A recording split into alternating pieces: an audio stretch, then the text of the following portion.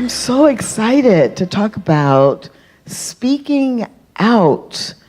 As Reverend Patty already described, our theme this month is BLISSIPLINE, and the idea that we can use our spiritual practices with discipline in order to create, experience, and maintain bliss in our lives is really powerful thought for me. And I love it because often, as Dr. Petra talked about in the first week of this month, we give discipline a bad rap. We think of discipline as something difficult or hard or as an enforcement or a correction to a problem, instead of really recognizing that discipline gives us the opportunity to move into bliss. So take a deep breath. Now I'm going to call out 5 words, and I'm going to invite you to just allow whatever comes to your mind to come to your mind, right? You're in a safe place, there's no big deal, but just what comes to your mind when I say these 5 words? Divorce, discrimination, diagnosis, disaster, death. Okay, take another deep breath. Because what I know is that for many of you, you hear those words and you think those words and it doesn't feel so good. For most of us, those are the kinds of things that we really don't want to spend a lot of time on, and we don't want to think about it. And if you have been in metaphysical, spiritual practices for any amount of time, you might even say to yourself, I'm not going to think about that because I don't want to attract it. And what I think about shows up in my life, and I don't want to be divorced, so I'm not going to think about divorce.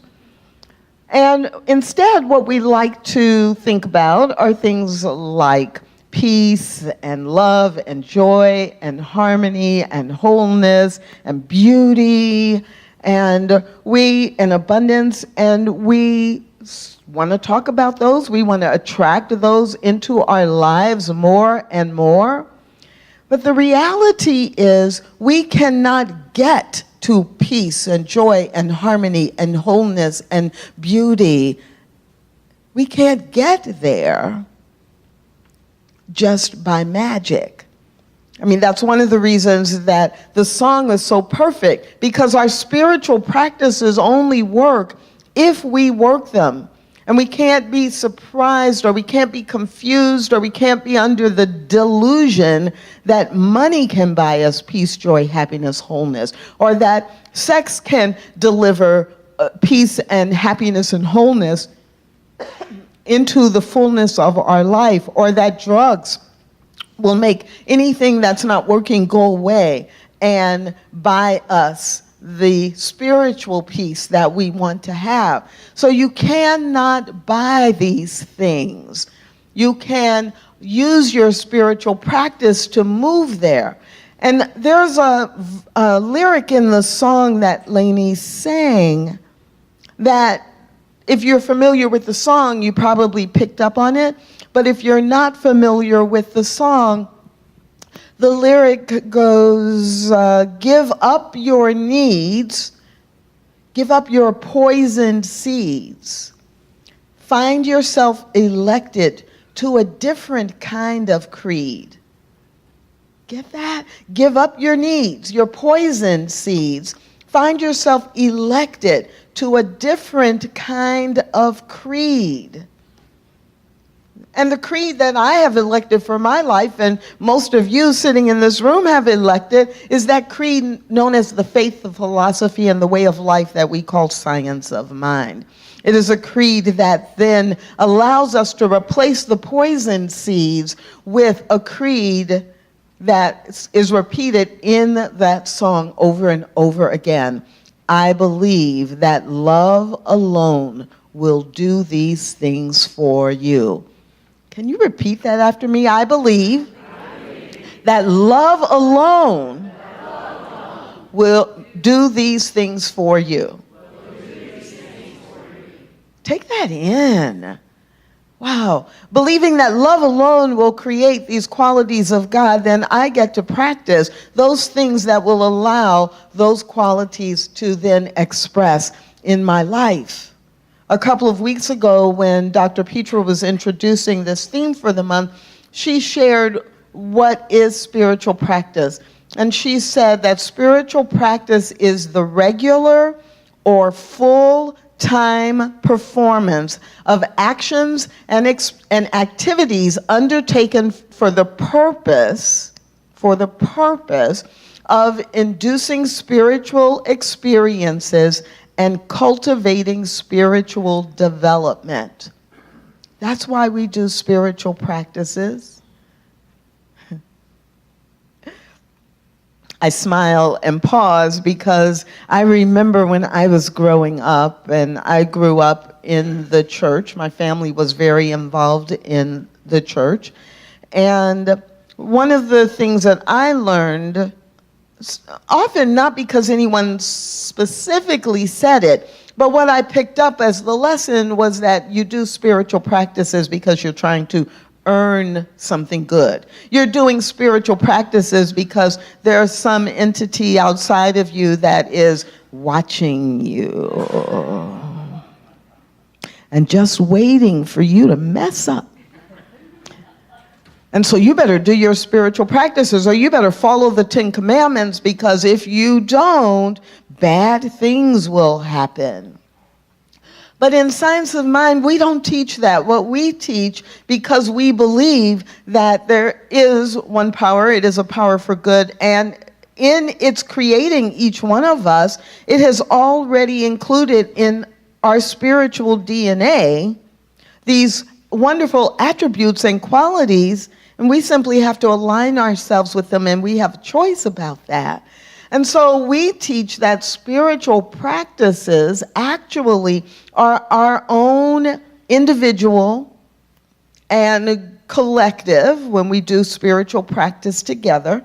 Spiritual practices are the actions and activities designed to induce spiritual experiences, to fill up our lives and our beingness in a way that cultivates our own spiritual development. And that we're always taking our spiritual development to the next level. We're always growing. That does not stop. And so there's, no punishment except for anything that I experience as a consequence of my own actions or the way that I'm interacting with whatever is going on in the world around me. So that's what spiritual practice is. Now, when we're not doing our spiritual practice in full commitment to revealing the truth of each one of us, then sometimes what happens to some people is that they fall into what we call spiritual bypass. Now, if that's what spiritual practice is, what is spiritual bypass? So the way I describe spiritual bypass is this. Spiritual bypass is using spiritual phrases and spiritual activities without doing the inner work that is required to actually be in alignment with spiritual law or spiritual truth. I'm going to say that again. Not because you need to hear it, but because I'm sure there are people you know who you want to tell them.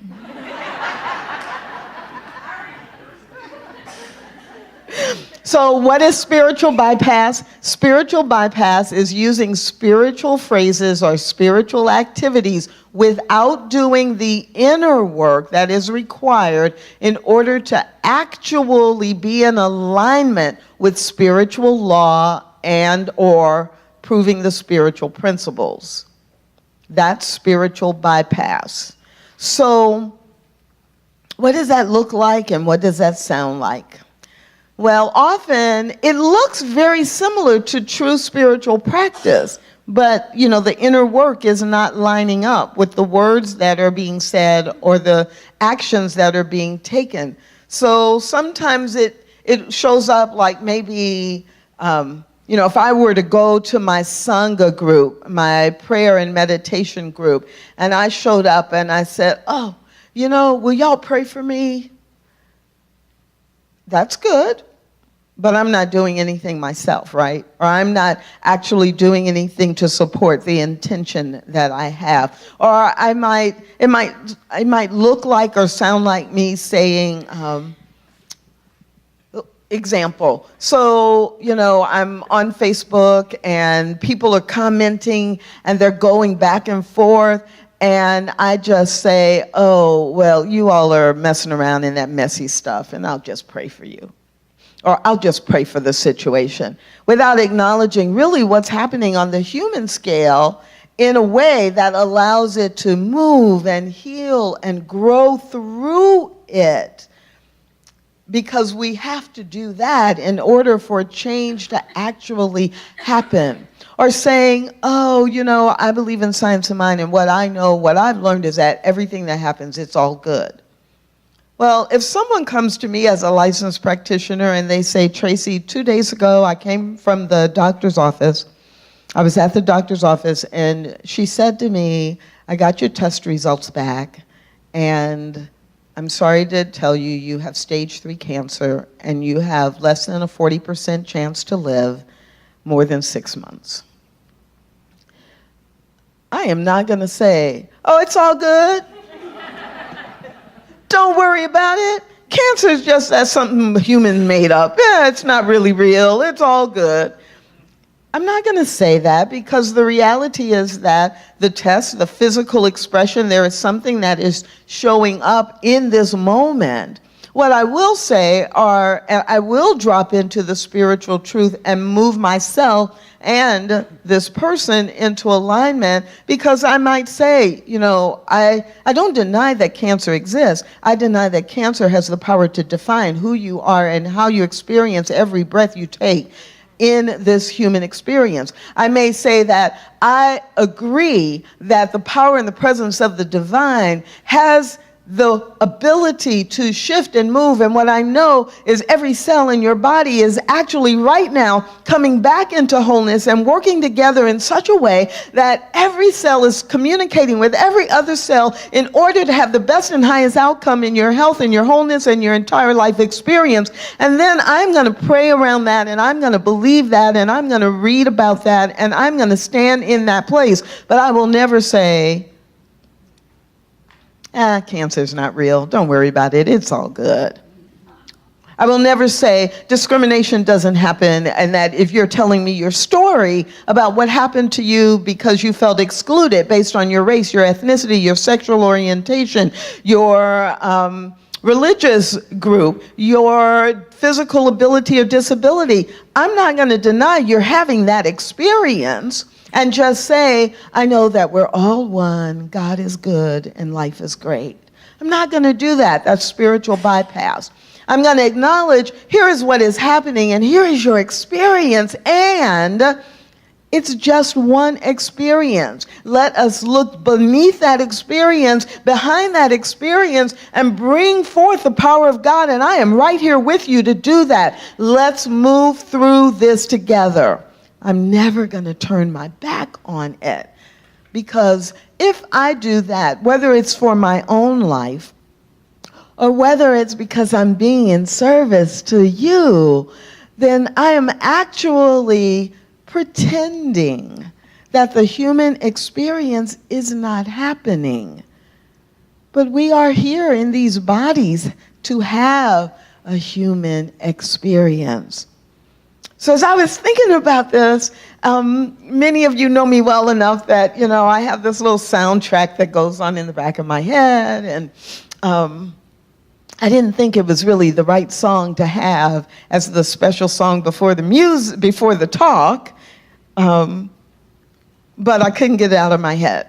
So anybody in the room familiar with James Brown, the Godfather of Soul? Oh, one or two of you.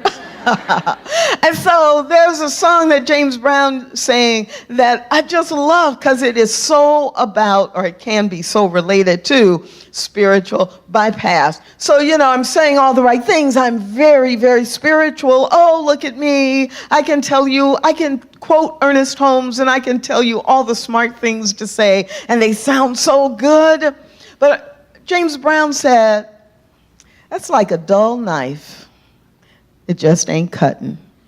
It's not changing anything. A dull knife cannot cut through that meat and break it into little pieces that then can be worked with or eaten, because it's dull.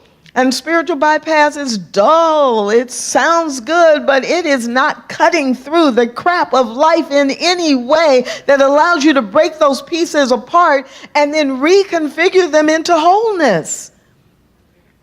Next line in the James Brown song actually is the title of the song. So if you want to go to YouTube this week and look it up and listen to it and jam a little bit. You're just talking loud and saying nothing. Right? You're just talking loud and saying nothing. And over, I hear that, and it's like, oh, that is what spiritual bypass is like. I'm saying all the right things. They're beautiful. They're true. But I'm not saying anything that I am applying in my life. And in that case, they're still true because it's a universal truth, but it is not going to be true in my life because I am not doing the things that represent and that integrate the words I am saying into the way that I interact with Linda, or into the way that I show up when BB asks me a question, or into the way that I sit with a client in a practitioner session, or more important than anything else, if I'm not integrating it into what I say when I look myself in the mirror, or when I do my own spiritual practice in the morning or at the end of the day. And isn't that where it's absolutely most important?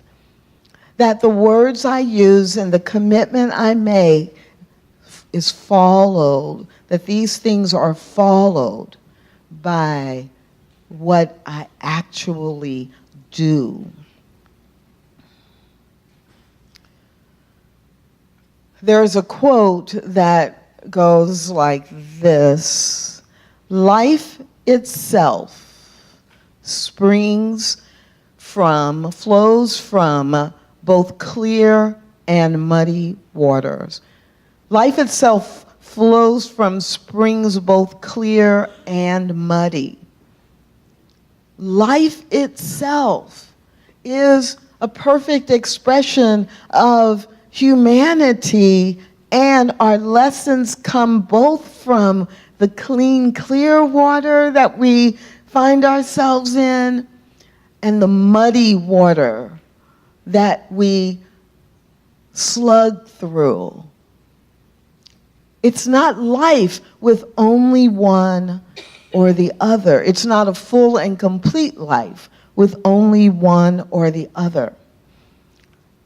And so Ernest Holmes says this a little differently, but it's really the same point. There is nothing to heal. You can finish it, right? There's nothing to heal, only truth to reveal. Only truth to reveal. So when your life is experiencing, when your life experience includes things like that we talked about at the beginning, divorce, discrimination, diagnosis, disasters of any kind, when that's happening, it's not that God has forsaken you or me or our society or our planet. It's an opportunity for us to really reveal the truth, to look at what's happening. Ernest Holmes also has written, the real challenge for us as practitioners of science of mind, not licensed practitioners, but any of us who practice science of mind, is to be able to look a fact, like what's happening, to look a fact in the face and call it a lie, because we know it is not the limitation that must be true every moment from this point on. It is simply what I am recognizing right here and right now, what I am experiencing right here and right now, and I know the truth of a spiritual oneness, of spiritual wholeness. I know the truth of my very being and expression, and guess what? That is my work to reveal it first through spiritual principle and spiritual practice in my own life. And then as I show up, then people around me notice it and they realize, wow, if that's possible for Tracy, it's possible for me. I want some of that. So the scene in Sleepless in Seattle, the famous restaurant scene, right, where the woman across the restaurant looks over and says, well, wait a minute, we did talk about, we started with a song that was about money, sex, and drugs. So I can say this. So the women in the restaurant, if you haven't seen the film or you don't remember it, is looking across, and Meg Ryan, the actress in her character, she is sitting in the restaurant and she is faking an orgasm, just like with sounds and words, and saying, proving the point that, this can be fake. This is like, really? And the woman over here is hearing it and looking over, and everybody's looking, and the woman goes, I don't know what she ordered or what she's having, but I want some of that. Well, don't you want people to look at how you live your life and the faith that you have, and be so impressed and so caught up in watching you, seeing you, experiencing you, that they go, I don't know, but whatever Bert's got, I want some of that, right? Isn't that what we want? Not for the prestige of it, but really it's a reminder that, oh, when I show up, I actually influence the world and others. I am a model of God expressing. I can do that. I don't have to be caught in this victim status, feeling overburdened by all the things that are happening to me in my life. I can see them, I can accept them as this is what's happening, and right now I can begin to change that. So the lyric in the song, I believe in the power of creation. I believe in the good vibration. I believe in love alone. I believe in the power of creation. I believe in the good vibration. I believe in love alone. This is only proven or demonstrated by our spiritual practices. And so this week we are all about practicing our principles through spiritual practice. And this week, I'm going to invite you to really be thinking about how you use spiritual mind treatment to speak out your truth, to speak out the truth of God as God is expressing in, as, and through you. And so what you speak out about will be really different than what I might speak out about, because I can only speak out about what is going on in my life, or what it is that I want to experience or I want to co-create in my experience. So it does start with noticing what is happening in your life that you would like to shift or that you would like to expand. Because, maybe it's a secret to some of you, but you can actually use spiritual mind treatment to expand the good. You don't only use spiritual mind treatment when something is happening that you don't like. And so it starts, the spiritual mind treatment practice begins with us really assessing what's the condition or the circumstance in my life that I want to shift. And that could be to reduce, remove, or it could be to pump it up. Pump it up. I want even more of that, right? My health is improving, and I want to continue that. So my spiritual mind treatment would be all about visioning and describing what the next level of improvement looks like. Because there's always a next level of improvement, whether you are down here. Les Brown always got famous for a quote of, it doesn't matter if I'm down here, as long as I can look up, there's some place for me to go, right? And so if I'm here, I can look up. But if I'm here, I can still look up even further. So we start by naming, assessing, getting clear about the condition and the purpose of our speaking our word, what I want more of, what I want to experience. And then there are 5 steps in our prayer practice, which we call spiritual mind treatment. And I am not going to do this, I'll say it in advance, but I'm standing here so tempted to say, you just finished foundations, you just finished foundations, give me 5 people who've just finished foundations and come up here and tell me the 5 steps of treatment. But I'm not going to do that today. I'm going to give you 6 months to forget it, and then I'm going to call you. So the first step of treatment, the first formal step of spiritual mind treatment, our affirmative prayer process, is recognizing that there is only one power. There is only one life. It is the source of all of life. And describing those qualities and attributes of the one that are related to whatever purpose I am seeking to express. The second step of treatment is unification, because I have to remember and verbalize, wow, wait, this power that created me has as its nature these qualities. And it created me.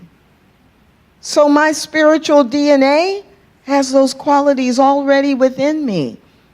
There is nothing that can separate me from that. And the unification step allows us to just speak up and speak out about the truth of that I am one with this power. This power is expressing in, as, and through me. The third step of our prayer, our treatment, is realization, describing what it looks like when the answer to my prayer is realized in my life. What it looks like, what it would sound like, what I would be saying or what others would be saying, how I would feel, how I feel now that this prayer has been answered and is showing up in my life. And so we realize that the answer is already complete in the mind of God, and so we describe it as already done. That's what that third step is all about. And then the fourth step of treatment is thanksgiving or gratitude, expressing in our own words, our own way, the gratitude we have for knowing that there is this power for good in the universe and we can use it. Really being grateful not for things being done, but for the spiritual truth within which all of this is being done. And then releasing it. And depending on your background, the release, if you grew up or if you have a deep familiarity with the Bible, the scripture, it is not I, but the Father that doeth this work, is all about releasing, knowing that this is happening And it is something bigger than me that is actually putting together all of the pieces, all of the players, sequencing things in such a way that this demonstrates or manifests in my life. And then we release it and we get out of the way. So if this concept of spiritual mind treatment is new to you, I want to encourage you after our service today, if you want to hear it modeled and hear what a powerful spiritual mind treatment sounds like and feels like, then I encourage you to just take an extra 10 or 15 minutes and go into our ministry of prayer room and have a licensed practitioner model prayer for you for something you want to experience in your life. And if you are familiar with spiritual mind treatment, then your mission this week, if you decide to accept it and not let the cassette tape burn up, then is to really intentionally practice spiritual mind treatment, to truly speak your word this week for what you would like to see your life be and become, to speak up and to speak out the truth of the divine in your life. I will be doing that, and I invite you to do that with me. Let us go into prayer. Right here and right now.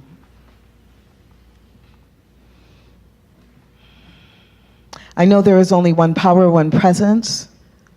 There is an infinite intelligence and a boundless love that is the source of all of life.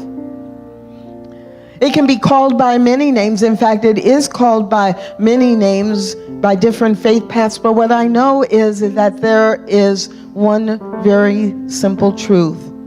All paths lead to the same perfection, the same perfect presence that I call Spirit or God.